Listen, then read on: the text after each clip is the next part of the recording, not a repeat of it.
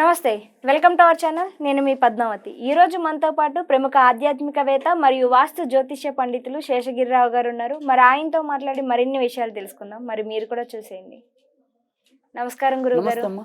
గురువుగారు, రథసప్తమి వస్తుంది ఫిబ్రవరి 4వ తేదీ. అయితే ఈ రథసప్తమి అనగానే ప్రతి ఒక్కరికి కూడా అసలు దీని కథ ఏంటి, దీని పురాతన కథ ఏముంది, అసలు ఎలా పాటించాలి, ఏం చేయాలి అనే అనేక సందేహాలు అనేవి వస్తూ ఉంటాయి.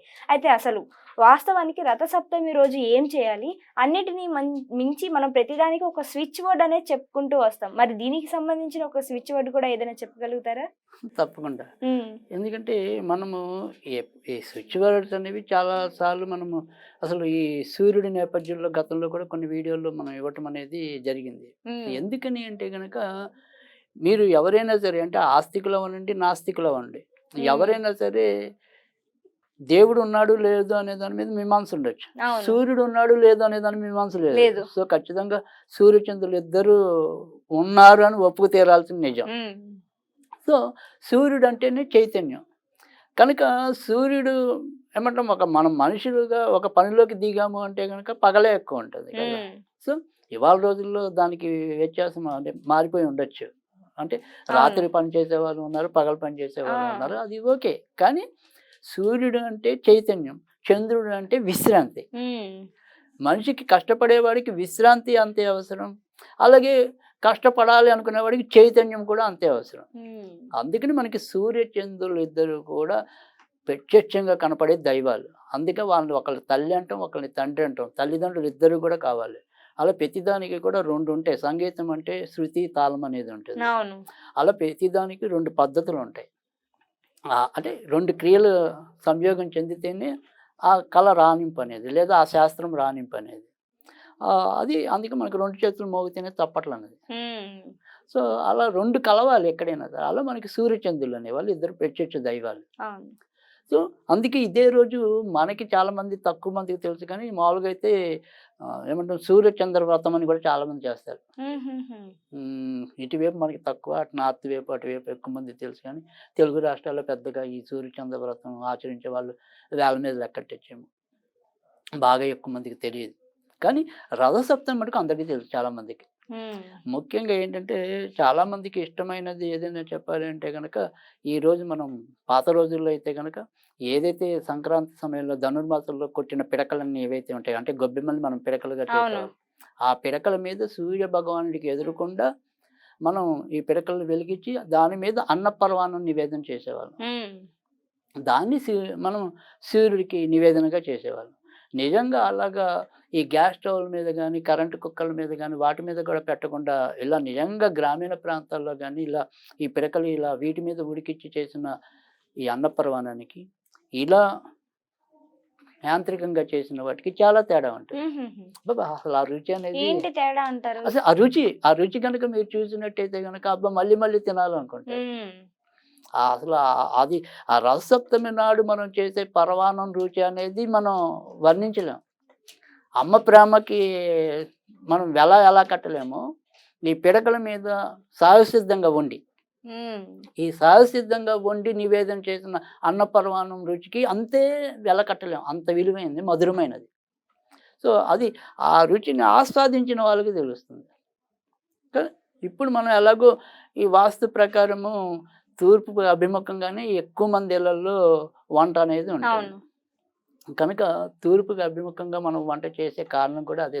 వండిన పదార్థాలన్నీ కూడా సూర్యుడి నివేదనగా అనుకోండి. నిజానికి ఏంటంటే సూర్యుడు లేకుండా మనిషి జీవితం లేదు. అందుకని ఆరోగ్యం భాస్కరాది విచ్చేత్ అన్నారు. అంటే ఏదైనా సరే మనకి ఆరోగ్యం కావాలి అంటే అది సూర్యుడి వల్లే వస్తుంది. అందుకని ముందు రోజుల్లోనే మన వాళ్ళు పెద్దవాళ్ళు గమనించి ఆరోగ్యమే మహాభాగ్యం అన్నారు. ఈరోజు మనం ఏంటి, సూర్యరశ్మికి తక్కువైపోయాం. అందుకని ప్రతి ఒక్క వ్యక్తికి కూడా డి విటమిన్ అనేది ఇవాళ రోజుల్లో తక్కువ అవుతుంది ఈ మధ్య కాలంలో. ఎందుకని మనం సహజసిద్ధంగా సూర్యరశ్మిని గ్రహించలేకపోతున్నాం. మీకు అప్పుడే పుట్టిన శిశువులకు వాళ్ళకి కొద్ది నెలలు వచ్చేదాకా సూర్యకిరణాలకు ఎదురకుండా కొంతసేపు నిలబట్టి తీసుకురండి అని చెప్పి మనకి ఇవాళ డాక్టర్లు చూసిస్తున్నారు. అందుకే నేను అనేది అదే, మనకు ఏదైనా సరే ఆస్తికత్వం నాస్తికత్వాన్ని పక్కన పెడితే గనక సూర్యుడి కంటికి కనిపించే దైవం. అందుకే ఆయన సూర్య భగవానుడు అన్నాం మనం. తర్వాత రెండోది ఏంటంటే సూర్య ఆరాధన అనేది మనకి రసత్వం కాదు, ప్రతి నెల కూడా ఉంటుంది. అంటే ప్రతి నెలలో సూర్యుడు సంక్రమించిన రోజు సంక్రాంతి అవుతుంది మనకి. అవును. ఒక సంక్రాంతి కాదు, 12 సంక్రాంతులు ఉన్నాయి, 12 రకాల సూర్యులు ఉన్నారు. హుహుహు. సో ఇప్పుడు మనకి ఈ నెలలో వచ్చే సూర్యుడు ఏదైతే ఉందో దాన్ని పూషాదిత్యుడు అంటారు. పూషాదిత్యుడు. ఇప్పుడు మనకి కుంభంలోకి వస్తుంది, 12వ తారీఖు మకరం నుంచి కుంభరాశిలోకి ప్రవేశిస్తాడు సూర్యుడు. ఇప్పుడు ప్రస్తుతం నడుస్తుంది భగాదిత్యుడు, భగు. ఓకే. ఈయన రూపం వెళ్ళి పూషాదిత్యుడు వస్తాడు. అలా 12 ద్వాదశ ఆదిత్యుల్ని మనం పూజించడం అనేది. సో అలాగే ఈయన సప్తస్వ రథమారుడు, అంటే 7 రకాల గుర్రాలని అధిరోహించడం. అందులో ఒక గుర్రం అనేది కాలం అయితే గనక మిగతా 6 గుర్రాలు ఋతువులు అనేది 6 ఋతువులు. ఓకే. అందుకని కాలాన్ని పరిపాలించేవాడు, కాలాన్ని సంచరించేవాడు, కాలం మొత్తం చుట్టూ పరుగులు తీసేవాడు సూర్యుడు. కనుక సూర్యుని ఆరాధించడం అనేది మన అందరికీ ఉన్న ఏమంటాం సంప్రదాయం, విస్మరించలేనిది. తర్వాత రెండోది ఏంటంటే మీరు కనుక మెయిన్ మనకి రసత్వం ఎక్కడి నుంచి బిగిన్ అవుతుంది, మొదట 7 జిల్లేడాకులతో కానీ 7 చిక్కుడాకులతో కానీ వాటి మీద రేగు పళ్ళు పెట్టుకుని మనం స్నానం చేయడంతో ప్రారంభమవుతుంది. సో ఇక్కడ 7 ఆకులు అనేది ఏంటి, 7 జిల్లేడాకులు ఉంటే జిల్లేడాకులు, ఒకవేళ దొరకని వాళ్ళు 7 చిక్కుడాకులు, తర్వాత రేగుపళ్ళు, ఇలా 7 ఆకులు అనేది చెప్పారు యాక్చువల్. అంటే 7 ఆకులు అనేది ఏంటంటే 7 జన్మల పాపాలు తొలగించబడతాయి అని. తర్వాత మనిషికి ఏంటంటే 7 రకాల చక్రాలు ఉంటాయి అని చెప్పారు. అంటే షట్చక్రాలుగా కొంతమంది చెప్తారు, కానీ అసలు మామూలుగా అయితే 7 చక్రాలు ఉంటాయి మనకి, సప్త చక్రాలు అని. సో ఈ సప్త చక్రాల ఉద్దీపన కోసం కూడా ఈ సూర్యకిరణాలన్నీ కూడా ఇప్పుడుండే ఈ పౌష్యమాసం ధనుర్మాసం నుంచి కూడా ఎక్కువగా రేగపళ్ళలోను, చిక్కుడాకుల్లోను, తర్వాత వచ్చేప్పటికి జిల్లేడాకుల్లోను. అందుకని జిల్లేడాకుల్ని ఆర్క పత్రం అని కూడా అంటాం. సో ఆర్కుడు అన్నా కూడా సూర్యుడే అసలు మామూలుగా అయితే. అందుకని ఈ జిల్లేడాకులకి అంత ప్రాధాన్యత ఉంది. అందుకని వీటిల్లో ఇప్పుడు ఈ సూర్యశక్తి కొలువై ఉంటుంది కాబట్టి మనము అంత క్రితం నెలలో అంటే కొద్ది రోజుల ముందు భోగి చేసుకున్నాం పిల్లల కోసం. అవును, అంటే రేగుపల్లి పోయటమే. అవును, రేగుపల్లి పోస్తారు. అందుకని రేగుపల్లిలో కూడా ఇప్పుడు ప్రస్తుతం సూర్యకిరణాలు కొలువై ఉంటాయని చెప్పి, సో పిల్లలకి ఆయుర ఆరోగ్యాలు లభించాలని చెప్పి మనం చేసాం. ఇప్పుడు రథసప్తమి నాడు ఏంటంటే పిల్లలే కాదు మనందరం కూడా బాగుండడం కోసం ఇప్పుడు చేస్తున్నాం ఇవే చిక్కుడాకులు ఉపయోగించుకుని.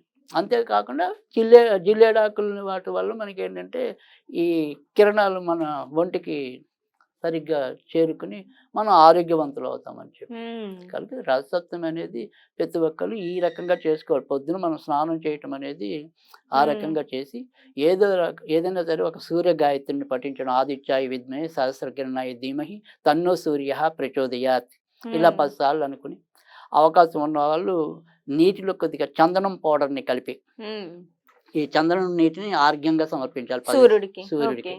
అలా 10 సార్లు సమర్పించి ఆ తర్వాత మనం ఏదైనా ఇందాక చెప్పుకున్నట్టు ఈ ఏమంటాం నివేదన, అన్నపరమాన్నం నివేదన అనేది చేసి పూజ చేసుకోవచ్చు. అంటే వీలుంటే ప్రతి ఒక్కరు కూడా ఏదైతే ఉందో పిడకల మీద చేయడానికి, పిడకల మీద ఇవాళ మనకు వచ్చేప్పటికి ఏంటంటే కొన్ని స్టవ్ల మీద చేస్తున్నాం, ఎక్కడో కొద్ది మంది మాత్రమే. అనేది ఏంటంటే కొంతమంది ఇవాళ ఈ పిడకలు ఇవాళ కొన్ని ఆన్లైన్ సైట్లలో దొరుకుతున్నాయి. అవును, ఒకప్పుడు ప్రతి ఇంటికాడ దొరికే ఉచిత వస్తువు కాస్త ఆన్లైన్ లో కొనుక్కోవాల్సిన వస్తువుగా మారి అలా కొంతమంది పాపం ఆ రకంగా కష్టపడినా సరే ఏదో రకంగా తుణవ పనమో ఆ యొక్క వ్రత ఫలితాన్ని పొందాలి అనే ఒక ఆకాంక్షతో పాపం ఉన్నవాళ్ళు, వెతుకుతున్న వాళ్ళు, అన్వేషిస్తున్న వాళ్ళు కూడా ఉన్నారు. సో అందుకని ఇక్కడ ఏంటంటే ఎవరి శ్రద్ధ ఎవరి భక్తి వాటి మీద ఇవి ముడిపడి ఉంటాయి. కానీ మనం అనుకునేది ఏంటంటే సరే ఎవరికి నిజంగా అయితే పిడకల మీద ఉడికించి తినటం అనేది చాలా శ్రేష్టము, రుచికరము. సరే ఇంకా మిగతా పద్ధతుల్లో అవి ఎలాగో నడుస్తే అందరి అవే ఉంటాయి కుంపట్లు. సో అందుకని ఆ ఇక్కట్లు మనకి ఎలాగో తప్ప. సో అది ఆ రకంగా వాళ్ళు చేసుకోవటం అనేది ఉంటుంది. కానీ చెయ్యటం అనేది ఇక్కడ ప్రధానం. ఎందుకంటే మనం సూర్యుడికి ప్రత్యక్షంగా తెలిపే కృతజ్ఞత ఇది. అవును, ఎందుకంటే మన హిందూ సంప్రదాయంలో ఏది మనం తీసుకుంటామో తిరిగి వారికి ఏదో రకంగా చెల్లించడం, కృతజ్ఞత చెల్లించడం, అదే మన హిందూ ధర్మం. అందుకని మనకి హిందూ ధర్మంలో చేసిన వాడు మేలు మరవకు అని 10 సార్లు చెప్తారు వాళ్ళు. అంటే మనకి ఎవరు మేలు చేస్తున్నారో వాళ్ళు ఎప్పుడు కూడా మనం విస్మరించకూడదు జీవితంలో. కానీ ఇవాళ ప్రపంచం ఏమవుతుందంటే మేలు చేసిన వాడికి మొదట మనం గోతులతో అవుతాం.